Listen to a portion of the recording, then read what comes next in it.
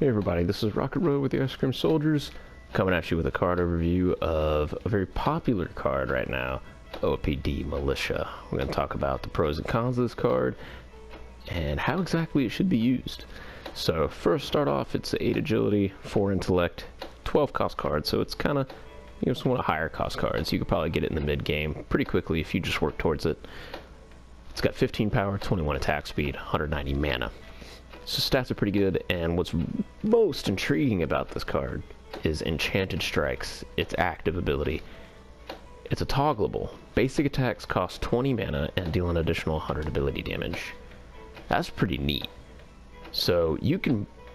My first thought was putting this on a carry, because you're going out there and most people assume that the carry is this basic damage hero. Well, you put OPD Militia on them, and now they become this hybrid where they're doing basic and ability damage all in one shot.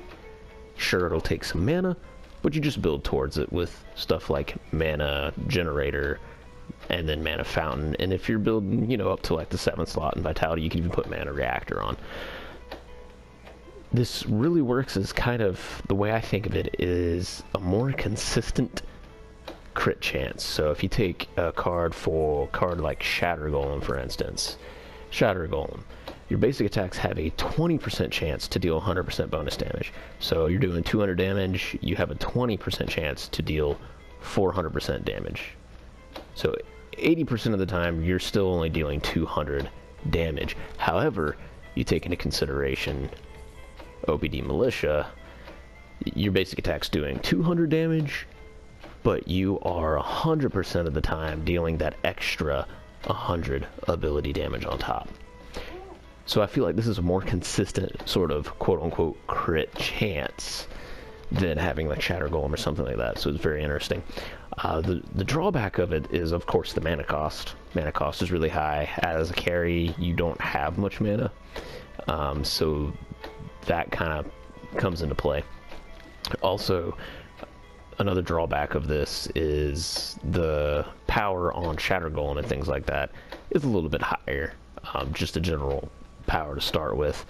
Also, you don't have as much surprise with a consistent damage as you do with crit chance.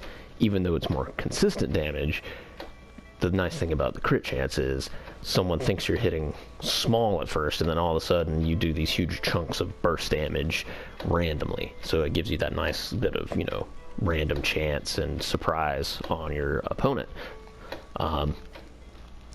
Also, this is a toggleable. You could forget to press it, forget to turn it on, turn it off. More likely, I usually forget to turn it off, and then I'm shooting minions for no reason with it.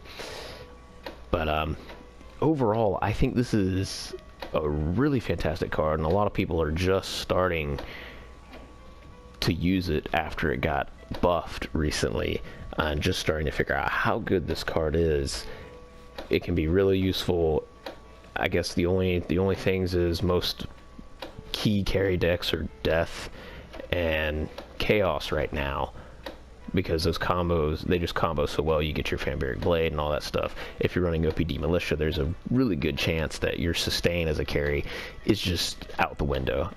You've got to run Mana Generator if you're going to run this card on a carry, and then you lose your Lifesteal Gem, and then if you're not running Death, you lose Vampiric Blade, so you've basically lost all chances of Lifesteal in the game right there. So it does come with a high cost to run, but you will have super consistent damage over the course of time. Also, keep in mind, this 100 ability damage is negligible by armor. So if someone is building some ability armor, it will cut into that ability damage.